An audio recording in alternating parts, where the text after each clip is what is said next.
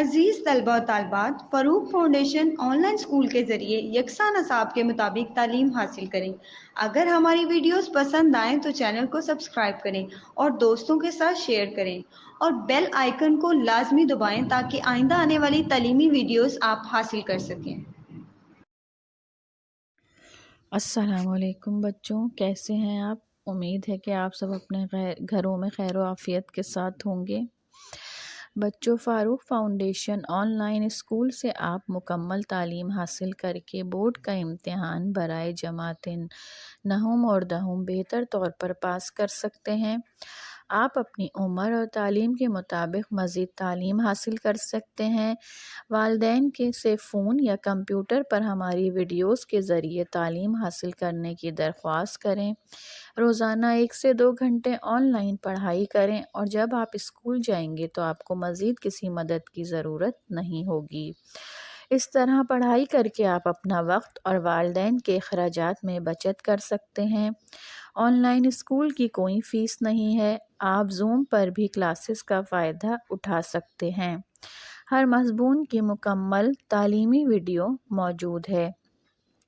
बच्चों, उम्मीद है कि आप सब इससे फ़ायदा उठाएंगे। A'udzubillahiminash-shaytanir-rajim. Bismillahir-Rahmanir-Rahim. Assalamualaikum students. I hope you all are doing well. So students, we had started chapter number 5, chemical reaction, in our previous video, in which we had discussed what are physical and chemical changes, what is chemical reaction. In the previous video we had also discussed what are the types of chemical reaction, in which we had discussed synthesis, decomposition. In synthesis, the reaction between iron and sulfur to form iron sulfide is called combination और synthesis reaction. synthesis reaction जो है हमारे पास, उसको हम लोग synthesis reaction भी कह रहे होते हैं और combination reaction भी कह रहे होते हैं. combination reaction इसलिए क्योंकि हम लोग क्या बना रहे होते हैं, हम लोग बना रहे होते हैं मैग्नीशियम एंड ऑक्सीजन को कंबाइन करके मैग्नीशियम ऑक्साइड बनाते हैं. इसके अलावा हम लोग जो है आयरन और सल्फ़र को कंबाइन करके आयरन सल्फाइड भी बना रहे होते हैं. सो दो हमारे पास जो सब्सटेंसेस हैं वो डिफरेंट टाइप के सब्सटेंसेस जो है हम कंबाइन करते हैं और उससे एक सिंगल सब्सटेंस बनाते हैं, जिस रिएक्शन को हम लोग बोल रहे होते हैं सिंथेसिस रिएक्शन. इसके बाद हमने डिस्कस करा था decomposition reaction. Decomposition reaction is breaking up of a single compound into 2 और more simpler products. Decomposition reaction में बेसिकली होता ये है कि हम लोग किसी भी किस्म के एक सिंगल कंपाउंड को एनर्जी प्रोवाइड करते हैं उसकी ब्रेकडाउन के लिए और उसको ब्रेक डाउन करते हैं 2 मोर सिंपलर प्रोडक्ट में. जैसे कि thermal decomposition is the use of heat to break down a compound. Decomposition की एक टाइप कौन सी हो गई है हमारे पास, थर्मल डिकम्पोजिशन. थर्मल डिकम्पोजिशन का मतलब ये है कि किसी भी एलिमेंट या कंपाउंड के ब्रेक डाउन के लिए हम लोग जो है हीट प्रोवाइड करेंगे. When copper carbonate is heated it changes from a green powder to a black powder. The green copper carbonate break down into black copper oxide and carbon dioxide. यानी कि हम लोग क्या कर रहे होते हैं, हम लोग कॉपर कार्बोनेट को हीट अप करते हैं जो कि चेंज हो जाता है ग्रीन पाउडर में. ग्रीन पाउडर से किस में चेंज हो जाएगा, एक ब्लैक पाउडर में. सो ग्रीन कॉपर कार्बोनेट का हमारे पास ब्रेक डाउन हुआ और वो आगे जाकर टूटेगा ब्लैक कॉपर ऑक्साइड और कार्बन डाइऑक्साइड में. जैसा कि आपको यहाँ अपनी स्क्रीन पे नज़र आ रहा होगा, यहाँ पे उन्होंने टेस्ट ट्यूब्स में जो है कॉपर कार्बोनेट ली हुई है जो कि ग्रीन कलर की है. उसको हमने हीट प्रोवाइड करी, हीट अप होने की वजह से वो सिंपल सब्सटेंसेस से ब्रेक डाउन हुई, जिसको हम लोग कह रहे हैं कार्बन डाइऑक्साइड जो है वो हवा के साथ मिल जाएगी, बाहर निकल जाएगी और कॉपर ऑक्साइड मिल जाएगी. यहाँ पे हमारे पास एक वर्ड इक्वेशन भी है. कॉपर कार्बोनेट को हमने हीट अप करा, कॉपर ऑक्साइड मिली, कार्बन डाइऑक्साइड मिली. कॉपर ऑक्साइड तो हमारे पास जो है ब्लैक कलर में नज़र आएगी टेस्ट ट्यूब में, लेकिन जो कार्बन डाइऑक्साइड होगी, क्योंकि कार्बन डाइऑक्साइड एक गैस है तो इसलिए वो हवा में मिल जाएगी और बाहर निकलती हुई हमें फ्यूम्स की सूरत में नज़र आएगी. So students, these are the 2 topics we had discussed in our previous video. So in today's video we'll be discussing displacement. What is displacement? Because displacement is another type of the chemical reaction. During a displacement reaction, one substance pushes out another substance to make its place. If an iron nail is put into a jar containing copper sulfate solution, some iron dissolves and displaces the copper in the solution. The copper is deposited on the nail. अब क्या हमारे पास ये है, हमने यहाँ पे एक ले ली है नेल को, हम लोग एक कील कहते हैं उर्दू में, जिसकी हमने डिस्प्लेसमेंट करवाई है। डिस्प्लेसमेंट रिएक्शन बेसिकली होता क्या है? डिस्प्लेसमेंट रिएक्शन होता है एक one substances pushes out another substance to take its place, यानी कि एक सब्सटेंस जो है पुश करेगा दूसरे सब्सटेंस को कि वो आकर उसकी जगह ले ले। अब ये रिएक्शन बेसिकली होता किस तरह से है? If an iron nail is put into a jar containing copper sulphate solution, यानी कि अगर एक कील हम लोग एक ऐसे जार में डाल दें जो कंटेन करता है कॉपर सल्फेट, यानी कि जो सॉल्यूशन है इसके पास वो किसका है? कॉपर सल्फेट सॉल्यूशन है। इसमें हमने एक कील डाल दी है। हमारे पास कील बेसिकली बनी हुई किसकी है? आयरन की बनी हुई है। Some iron dissolves and displaces the copper in the solution, यानी कि कुछ आयरन जो है वो सॉल्यूशन में डिज़ोल्व हो जाएगा और क्या हो जाएगा? किससे डिस्प्लेस हो जाएगा? कॉपर से। The copper is deposited on the nail. अब आप बात करेंगे कि कॉपर की बात क्यों हो रही है? क्यों? क्योंकि जो हमारे पास किसी भी किस्म की कील होती है जिसको हम नेल कह रहे होते हैं वो होती है आयरन की। जैसे कि आपने देखा होगा ये पूरी एक हमारे पास कील है। ऊपर जो इसका वह है वो ऊपर जो किस कलर की है? वो एक ब्लैक से कलर की है, या फिर हम लोग उसको एक मेटल भी कह सकते हैं और सिल्वर कलर की भी कह सकते हैं। तो ये एक ब्लैक कलर की हमारे पास नेल है जिसमें हमारे पास आयरन है। अब हमने जब उसको कॉपर सल्फेट के सॉल्यूशन में डाल दिया तो उसने क्या करा? डिस्प्लेस होना शुरू करा आयरन ने। आयरन डिस्प्लेस होकर आयरन की जगह किसने ले ली? हमारे पास कॉपर ने ले ली। कॉपर बेसिकली होता है जंग। अगर हमारे पास कील पे आप नीचे देख रहे होंगे कि ऑरेंज ऑरेंज सा कलर शो हो रहा है, ये हम लोग डिनोट कर रहे हैं कि हमारे पास जो कॉपर की अब जो है वो नेल हो गया है, कॉपर ने आयरन की जगह ले ली है और उस पर जंग लग गया है।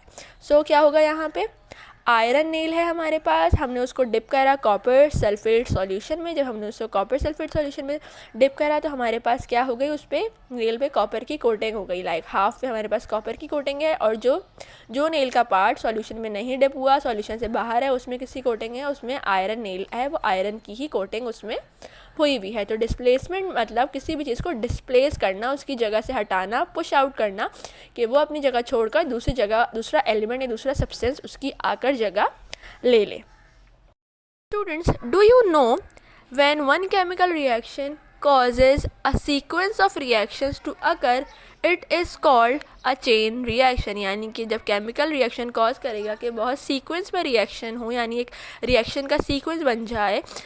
फॉर एग्जाम्पल अगर हम लोग इसकी एग्जाम्पल यही ले लेते हैं कि हमारे पास किस तरह से रिएक्शन हो रहे हैं। पहले सिंथेसिस हो गई, सिंथेसिस के पास हमारे पास डिकम्पोजिशन हो रही है और डिकम्पोजिशन के पास हमारे पास अगर डिस्प्लेसमेंट हो रही है तो ये एक केमिकल रिएक्शन की चेन बन गई है। तो हम इस ऐसे रिएक्शंस को क्या बोलेंगे? हम बोलेंगे चेन रिएक्शन। तो ये हमारे पास चेन रिएक्शन कहलाएंगे जिसमें सीक्वेंस से केमिकल रिएक्शंस हो रहे हैं, एक के बाद दूसरा, दूसरे के बाद तीसरा एंड तीसरे के बाद चौथा।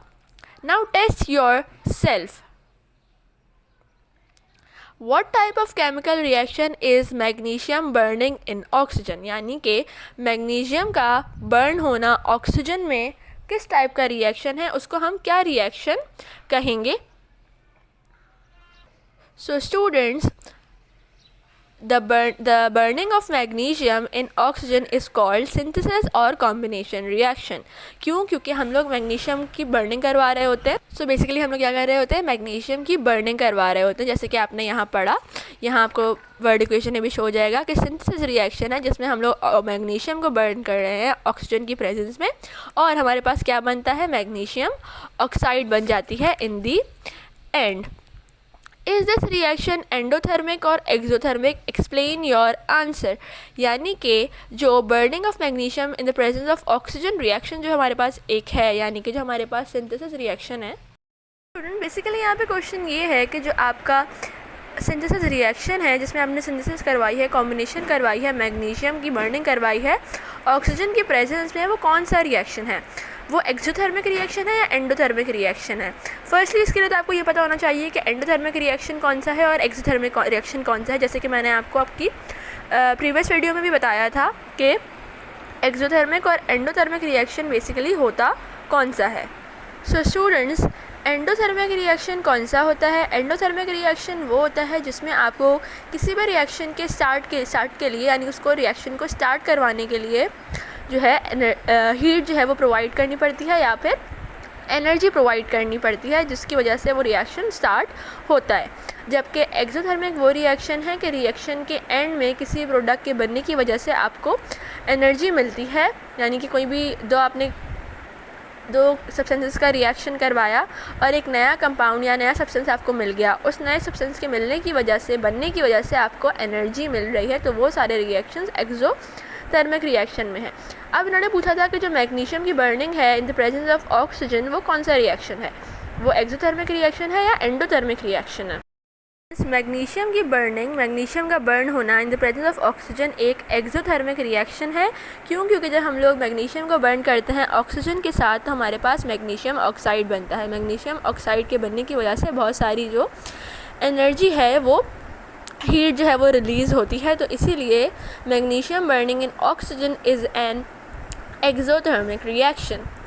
उसके बाद नेक्स्ट क्वेश्चन है lime. Calcium oxide is produce by heating limestone calcium carbonate in a hot kiln. Carbon dioxide gas is given off as a waste product. Is this chemical reaction endothermic or exothermic?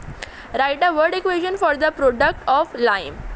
यानी कि उन्होंने पूछा जो lime है, calcium oxide है, वो produce होगा किस वजह से? वो प्रोड्यूस होता है हीट करने से। जब हम लोग लाइमस्टोन कैल्शियम कार्बोनेट को एक हॉट केक में हम लोग हीट अप करते हैं तो हमारे पास क्या प्रोड्यूस होता है? लाइम प्रोड्यूस होता है, कैल्शियम ऑक्साइड। तो इनका आपका से क्वेश्चन ये है कि बताएं कि calcium oxide, formation of lime calcium oxide कौन सा रिएक्शन है? एक्सोथर्मिक रिएक्शन है या फिर एक एंडोथर्मिक रिएक्शन है? Students, formation of lime calcium oxide is an exothermic reaction. क्यों? क्योंकि हीटिंग की वजह से, लाइमस्टोन की हीटिंग, कैल्शियम कार्बोनेट जिसको हम लोग कहते हैं, लाइमस्टोन को जब हम लोग हीट अप करते हैं तो हमारे पास लाइम बनता है, कैल्शियम ऑक्साइड बनता है, जिसकी वजह से हमें बहुत सारी एनर्जी जो है वो रिटर्न में मिलती है। At the end of the reaction जो है बहुत सारी एनर्जी मिलती है, इसीलिए हम इस रिएक्शन को कहते हैं exothermic reaction.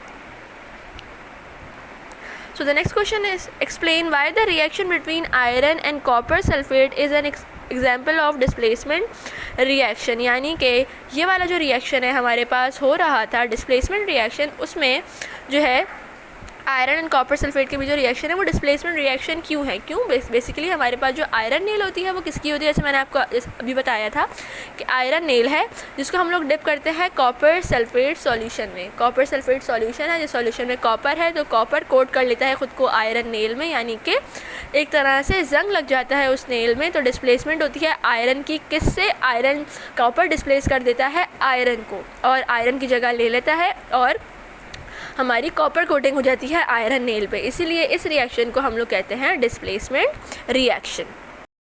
So now students, the next topic is combustion. Combustion भी एक टाइप है केमिकल रिएक्शन की। क्योंकि स्टूडेंट्स हम लोग, अगर आप ये पूछेंगे मुझसे कि why we are studying this, मतलब हमारे पास क्या रीज़न है इन सबको स्टडी करने का? क्योंकि केमिकल रिएक्शन जो होते हैं वो बहुत सारे टाइप्स के होते हैं, उनकी बहुत सारी टाइप्स होती हैं। सो आपको हर टाइप पता होनी चाहिए ताकि आप लोग आइडेंटिफाई कर सकें कि जो रिएक्शन हो रहा है वो कौन सा रिएक्शन है। आप उसको सिंपल ये नहीं कह सकते कि ये केमिकल रिएक्शन है, आप उसको ये कहेंगे कि ये कंबशन रिएक्शन है, ये कॉम्बिनेशन रिएक्शन है, ये एक डिस्प्लेसमेंट रिएक्शन है। इसीलिए आपको आइडेंटिफाई करने के लिए पता होना चाहिए कि बेसिकली कॉम्बिनेशन रिएक्शन में क्या होता है, डिस्प्लेसमेंट रिएक्शन में क्या होता है, कॉम्बिनेशन रिएक्शन में क्या होगा, कंबशन रिएक्शन में क्या होगा। सो आपको सारे केमिकल रिएक्शन की जब टाइप पता होगी तभी आप लोग आइडेंटिफाई कर सकेंगे कि कौन सा रिएक्शन जो है वो किस टाइप का रिएक्शन है और उसको आप क्या नेम जो है वो दे सकते हैं। सो कंबशन रिएक्शन और burning is a chemical reaction between fuel and oxygen in the air. The fuel becomes oxidized forming an oxide. The reaction releases energy in the form of heat and light. Fuels such as wood, coal, oil and methane natural gas burn well. Large quantities of these fuels are burned to provide the energy to drive motor vehicles, ships and aircrafts and to generate electricity in power station. They are also used in our homes for heating and cooking. These fuels burn well because they contain the element carbon and hydrogen. They are called hydrocarbons. During burning, these elements combine with oxygen to form carbon dioxide and water. The word equation for this chemical reaction is fuel plus oxygen, which give us water plus carbon dioxide plus heat energy. So students, combustion reaction basically होता है burning. किसी भी चीज़ का जलना। Burning is a chemical reaction between fuel and oxygen in the air. Combustion या फिर burning एक chemical reaction है जो कि होता है बिटवीन फ्यूल में हम लोग कुछ भी ले सकते हैं, CNG ले सकते हैं जो है, इसके अलावा पेट्रोल ले सकते हैं, किसी भी किस्म का फ्यूल हो उसकी बर्निंग होती है किसके साथ, एयर के साथ, ऑक्सीजन के साथ, किसमें, एयर में। The fuel becomes oxidise forming an oxide. Fuel जो है वो क्या हो जाता है, ऑक्सीडाइज हो जाता है, जो कि बनाता है हमारे पास oxide. The reaction releases energy in the form of heat and light. अब जब कभी भी कोई भी फ्यूल जलेगा ऑक्सीजन के साथ इन एयर तो क्या रिलीज़ होगी हमारे पास, हमें एनर्जी मिलेगी। एनर्जी किसकी, अब एनर्जी भी रिलीज हो रही है वो किसी ना किसी फॉर्म में रिलीज़ होगी ना। आप ये तो नहीं कह सकते कि मैं बहुत हेल्दी फील कर रहा हूँ, ये तो हम लोग लग रहा होता है ना कि हम लोग खाना खा रहे हैं तो हम लोग बहुत एक्टिव फील कर रहे होते हैं, हेल्दी फील कर रहे होते हैं, लेकिन आप ये नहीं कह सकते। तो एनर्जी हमारे पास किस फॉर्म में रिलीज़ हो रही है इस रिएक्शन में, हीट एंड लाइट की फॉर्म में। Fuel such as wood, coal, oil and methane, natural gas burn well. यानी कि फ्यूल्स कौन कौन से, wood, coal, oil and methane. Methane एक नेचुरल गैस है जो कि बहुत अच्छी तरह क्या होती है, बर्न होती है, जलती है। Large quantities of these fuels are burn to provide the energy to drive motor vehicle, ships and aircraft and to generate electricity in power stations. So students, होता क्या है, वुड की, कोल की, ऑयल की, मीथेन की बहुत लार्ज अमाउंट में quantities जो है वो क्या होती हैं, बर्न होती हैं, ताकि वो हमें प्रोवाइड कर सके एनर्जी। अब वो जो हमें एनर्जी प्रोवाइड कर रही है वो किस काम में आ रही है हमारे, वो हमारे काम में आती है ताकि हम लोग मोटर जो है वो मोटर व्हीकल्स को ड्राइव कर सकें, शिप्स को ड्राइव कर सकें, एयरक्राफ्ट को ड्राइव कर सकें, और जो हमारे घरों में इलेक्ट्रिसिटी आ रही है वो पावर स्टेशन से आ रही है तो जनरेट कर सकें इलेक्ट्रिसिटी। अब आप लोग पूछेंगे कि ये किस तरह से हो रहा है। सो स्टूडेंट, सबसे ईजी एग्जाम्पल इसकी ये होगी हमारे पास कि जो आप लोग अपनी गाड़ियाँ चला रहे हैं वो कैसे चल रही हैं, ना वो हवा से चल रही हैं ना वो इलेक्ट्रिसिटी से चल रही हैं, वो चल रही हैं फ्यूल से। अब फ्यूल से वो गाड़ी कैसे चल रही है, फ्यूल की जगह हम पानी क्यों नहीं डाल रहे उसमें, लेकिन क्यों, क्योंकि पानी जल नहीं सकता, हमारे पास कंबशन रिएक्शन है, फ्यूल चाहिए हमें, फ्यूल जो है वो एनर्जी प्रोवाइड करेगा। सो जिस तरह आपने गाड़ी में आपने LPG डाला, CNG डाली, पेट्रोल डाला, वो बर्न होगा किसमें, जब आपकी गाड़ी में बर्न होगा, गाड़ी के इंजन में बर्न होता है तो हमारे पास धुआं निकल रहा होता है इससे, जो कि किससे मिल जाता है, एयर में ऑक्सीजन से जाके मिल जाता है। सो वो सारा जो फ्यूल है वो ऑक्सीजन के साथ कंबाइन होकर उसकी बर्निंग होती है, उस बर्निंग की वजह से हमें एनर्जी मिलती है। अब वो एनर्जी हमें हेल्प कर रही है कि हमारी गाड़ी चलती है उस एनर्जी की वजह से। तो सारे मोटर व्हीकल जो कि हम लोग ड्राइव कर रहे होते हैं, शिप्स वगैरह हैं, एयरक्राफ्ट वगैरह हैं, ये सब भी किससे चलती हैं, फ्यूल से। अब हमारे पास पावर स्टेशन पे इलेक्ट्रिसिटी जनरेट करने के लिए हमें फ्यूल्स क्यों चाहिए, क्योंकि जो हमारे पास घर में बिजली आ रही है वो भी किसी फ्यूल्स के बर्निंग की वजह से आ रही है। फ्यूल्स बर्न करते हैं तभी पावर स्टेशन में इलेक्ट्रिसिटी जनरेट होती है। They are also use in our homes for heating and cooking. यही सारे फ्यूल, जैसे कि हमारे घर में जो है वो सुई गैस आ रही होती है, गैस से हमारे जो घर के चूल्हे वगैरह हैं, स्टोव्स हैं, वो जलते हैं, और क्या पर्पस होता है उससे, हीटिंग और कुकिंग होती है, यानी कि हम लोग खाना बना सकते हैं, किसी भी किस्म की कोई चीज़ है उसको दोबारा हीटअप कर सकते हैं, गर्म कर सकते हैं। These fuel burn well because they contain the element carbon and hydrogen. अब हमने बात की थी कि जो coal, oil, wood, methane natural gas है वो बर्न होती है अच्छी तरह से, क्यों, क्योंकि वो कंटेन करती है elements carbon and hydrogen. They are called hydrocarbon. Carbon and hydrogen को हम लोग क्या कहते हैं, हाइड्रोकार्बन्स कह रहे होते हैं। During burning These elements combine with oxygen to form carbon dioxide and water. यानी कि बर्निंग के प्रोसेस में ये एलिमेंट कंबाइन होते हैं ऑक्सीजन के साथ, और क्या देते हैं, ऑक्सीजन के साथ बनकर हमें देते हैं कार्बन डाइऑक्साइड एंड वाटर।